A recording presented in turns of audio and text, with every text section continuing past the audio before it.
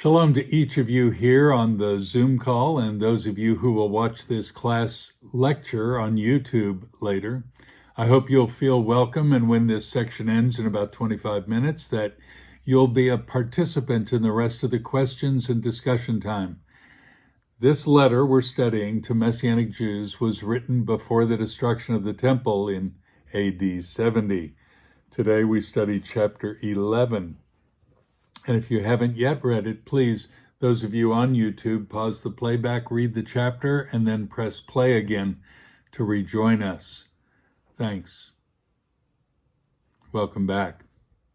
Today we'll look at the historical celebrities whose roles were significant in their days and who are being called almost to a witness stand to help the Messianic Jews in the first century, and dare I say those of us 2 millennia later, to be encouraged to stay the course.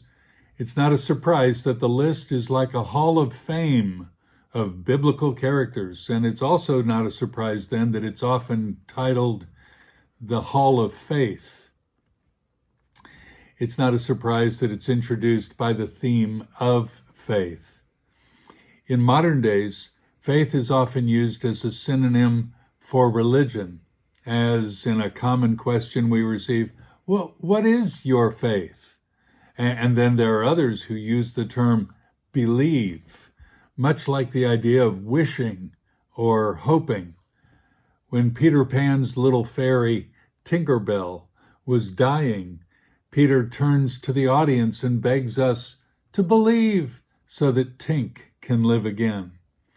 On the sidelines of many sporting teams will be a sign, believe, so that the crowd gets on side with the team and thus prevents loss. But neither Tinker Bell nor the footy chant is in view here. Faith is taking God at his word. It's not making something out of nothing. It's letting God make what he wants in a world which is more often than not hostile to him. So the chapter divides into 2 sections. Even though it's 39 verses, it's really only 2 sections. One is the definition or practical understanding of faith, and the other is examples of those who lived as people of faith. Those Older Testament saints are models for us in these days. I like that. I'm a fairly analytical person, so I like the first part. Explanations and definitions help me to get along in life. And then I'm also a people person who enjoys being with people and bringing people together. So I like the way narratives explain and give deeper sense to the definitions of the first part. Well, let's unpack the chapter now that we see the overarching themes again and see what it has to say to us as 21st century believers. If you are not yet a believer, it's good for you to see what's ahead for you so that you can make wise decisions and know with whom to walk. So first, the definition of faith. There it is right here in verse 1. Now faith is the evidence of things hoped for, the assurance or conviction of things not seen. I told you I'm a fairly analytical person. Most of the time, therefore, when I'm reading the scriptures, I'm frustrated. The Bible rarely defines things, at least not with such clarity as we see here. We usually have to read between the lines if we want to get it, but here in chapter 11, verse 1, faith is defined. That's sweet. Faith is the assurance of things hoped for, the evidence or conviction of things not seen. It's a sure thing. I want to know what prompted this definition. Why all of a sudden are we getting the definition? Well, let's look for a moment to see the catalyst. It's in chapter 10, beginning at verse 38. We read this. But my righteous one shall live by faith, and if he shrinks back, my soul has no pleasure in him. But we are not of those who shrink back to destruction, but of those who have faith to the preserving of the soul. We see the author quoting Habakkuk chapter 2. This is a central watchword in Jewish life. That verse is also quoted in Romans and in Galatians. Paul knew it to be a central tenet of the Jewish religion and would become a basis of much of Paul's theology. In fact, when asked what are the major themes or what can one boil all of Judaism down to, most people would say, well, it's the 10 Commandments. That's true. Well, then how can we boil the 10 down further? More bite-sized, maybe we want to say. Well, they boil it down to 3. And it's in Micah chapter 6. He has shown you, O man, what is good. What does the Lord require of you but to do justly, love mercy, and walk humbly with your God? Well, then maybe we can boil it down to just 2. What would those be? And some of you would say, love the Lord your God with all your heart, soul, mind, and strength, and love your neighbor as yourself. So love becomes the 2, and that might work. But when the rabbis are asked to bring all of Judaism down to one theme or one thought, it's this: the just or righteous will live by faith. The author of Hebrews in chapter 10, verses 38 and 39, brings that verse to the courtroom to say, if you shrink back, that is, into Messiahless Judaism, you give God no pleasure, and the result is destruction. But, and that but shouts loudly, we are, he changes the pronoun from you to we. We are of those who have faith to the preserving of the soul. That's what prompts the author to unpack faith itself. What is it that we hold so dear?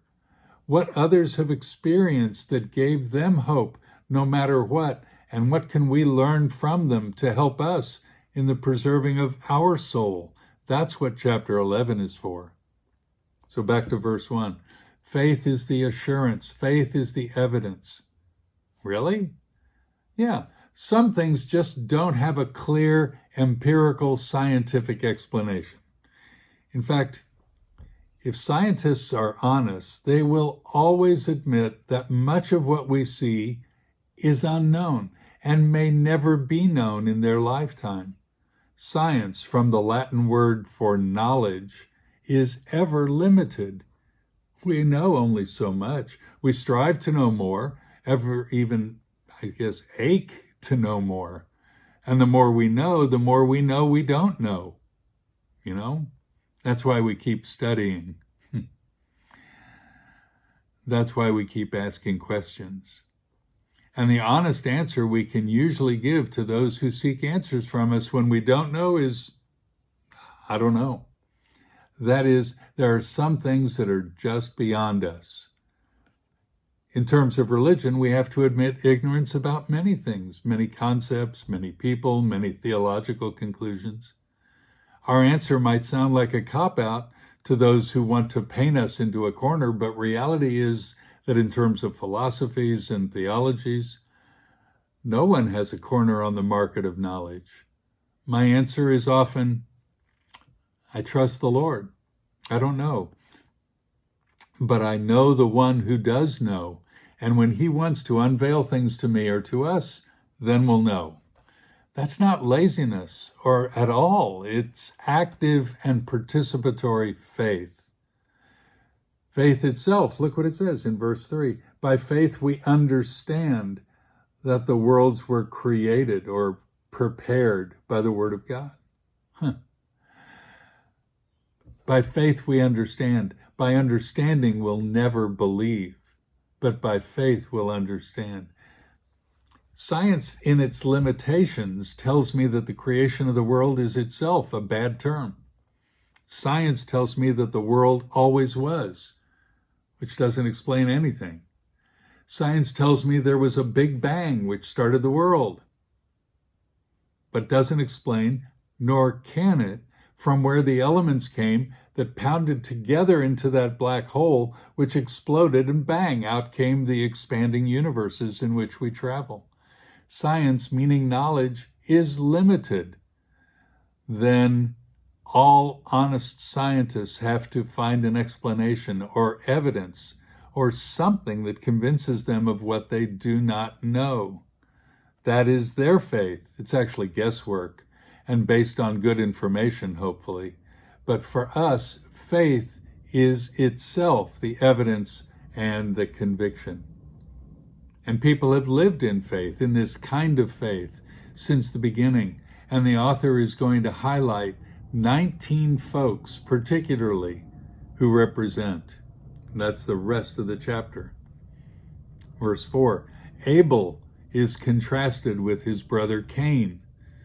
It wasn't what they learned in Sunday school or at Cheder. It was not who played what instruments or whom they married. It was a single contrast of a double incident that's recorded in Genesis chapter 4.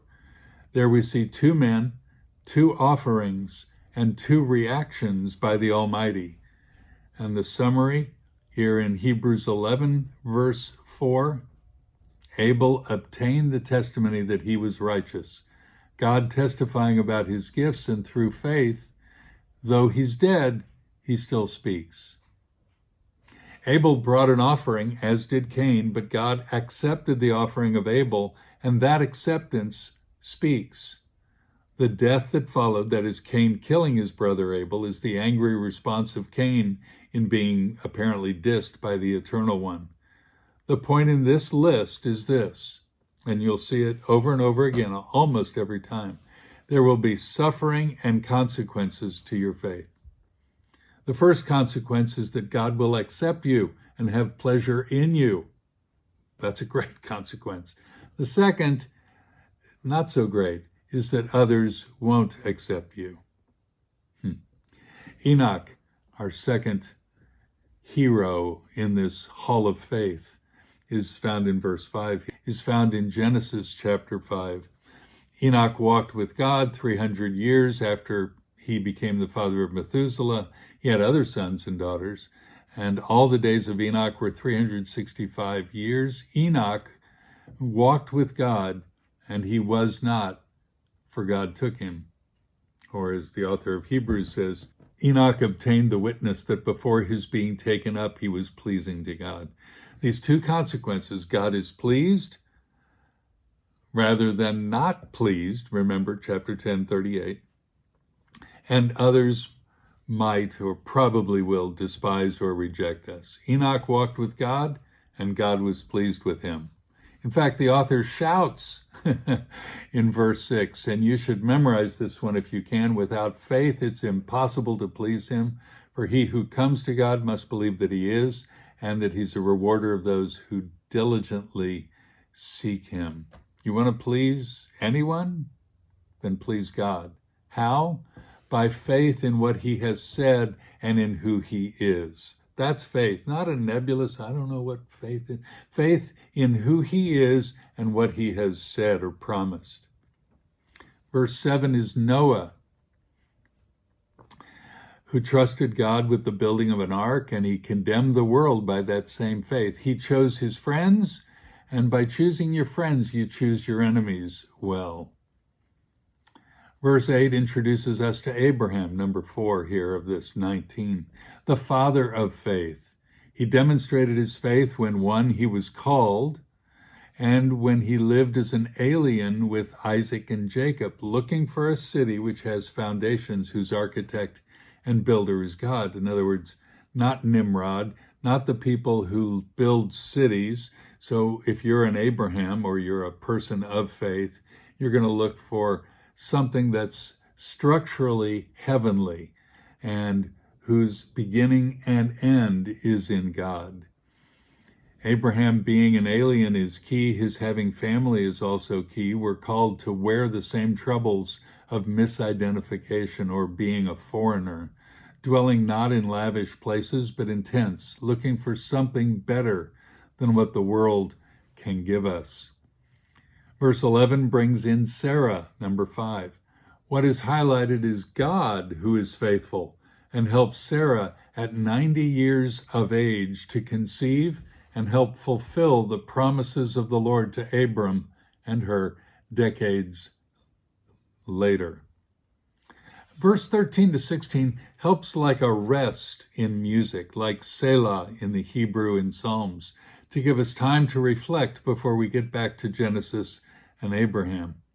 And in this rest period, this section of verses 13 to 16, the author shows that all these are faith-filled believers who are looking to God's fulfillment of his own promises, and that they, and that is we, can continue their work of faith in our looking for a city or country that's above. That's not what the world gives us. Let me make this clear. God wants us to have a desire to live in heaven, not in Bega or Vaucluse, St. Kilda or Mission Hills. Heaven, another place where nothing damages the reality of eternity and peace. Verse 17 brings us back to faithful Abraham. Remember, he's number 4. And the scene of the Akedah. Many in synagogues worldwide just heard that story on Rosh Hashanah, and we'll hear it again in a few weeks' time in the ordinary reading of the parashah in the Torah. Here the author highlights the binding of Isaac as a statement of faith and uses the one Hebrew letter, the Nun of Genesis 22, verse 5. I and the lad will go there, we will worship, we will return. That Nun is there, and it's why here in Hebrews 11 we read in verse 19, God is able to raise people from the dead, from which he also received him back as a type. Abram believed, that's why he said, we will go, we will return, we will return. That's a powerful parable. In verse 20, we see Isaac. That's number 6. And the scene of choice that highlights the faith of Isaac is the blessing of Jacob and Esau. That was a moment in their history of selection and thus deselection.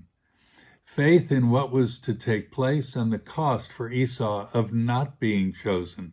That same choice is yours, the author is saying, in following Yeshua today. In verse 21, we see Jacob, that's number 7, in a similar blessing situation from Genesis 47 and 48, where he chose to switch hands, remember, and bless Manasseh, Ephraim. It should have been that. He blessed Ephraim over Manasseh, the sons of Joseph. And he made tradition to bow to God's sovereignty. And those two boys would represent the same situation for the people of the author's days in the first century, and for us in our days too. In verse 22, another, the third of 3 blessing when dying scenes takes place, with Joseph, number 8, giving orders for his bones and such. No mention of Joseph and Potiphar's wife, no mention of Joseph and the baker and the butler. I find that interesting. What is chosen to be that 1 or 2 episodes in a patriarch or anybody's life that chronicles or evidences these 2 points of the consequences of faith? Verse 23 introduces one we have already seen in this letter, and that's Moses. But really, number 9 is the faith of Amram and Yocheved. That's the parents of Moses. That's what's highlighted. They chose to go against the government in Egypt and to trust the Lord by putting the baby in the ark, the little basket, and to float down the Nile. Number 10 is Moses himself in verse 24 and following. He chose to trust God and to go against the flow in killing the Egyptian. And it was the choice he made that's recorded in verse 25. I really want you to get this. This is, if verse 1 and verse 6 about faith, the evidence of things not seen, if verse 6, without faith, it's impossible to please him. Verse 25 is the active clarification of how that works. What does it say in verse 25? Choosing rather to endure the ill treatment with the people of God than to enjoy the passing pleasures of sin. That's the theme in a nutshell. Choose with whom you're going to walk. Heaven is filled with people of faith. they should be in your life today as well. Verse 27, another episode in Moses' life is evidence to his faith, and he did it by seeing the invisible one. And in verse 28, by keeping Passover, and then the drama at the Red Sea. Verse 30 shows us Joshua, number 11, I ran out of fingers, Joshua's faith in the falling of the walls of Jericho, although Joshua is not named. You see, it's almost always two consequences for the faithful: God's pleasure, trouble with the world. Verse 31 brings up Rahab, she's number 12, who welcomed the spies, the surveyors who came into the land. And she lost her job in the city of Jericho as a result. The summaries then finish with verse 32 and following. We meet Gideon, number 13, Barak, number 14, Samson, number 15, Jephthah, very sad story, number 16, David, it's King David, number 17, Samuel, number 18, and then the final summary, the prophets, which of course would make many more than just 19, which are highlighted. Verse 33 to the end shows activities of the faithful, but the summary is in verses 39 and 40. This is the end of the chapter.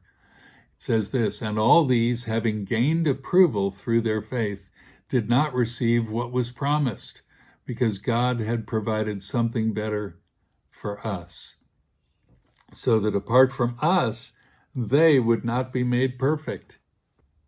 These folks gained approval not by what they did, meaning their religion, but that they believed in the one who would preserve them no matter what. And now with us, and really Yeshua coming along, those promises made will see their fulfillment.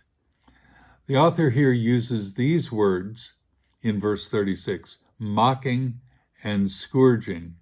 And in chapter 12, we're going to see that more. Words of rejection, which are the pains and suffering that the author is highlighting. Look at the other verses here. Lions, fire, edge of sword, tortured. You get it. There are reasons to shrink back or drift away.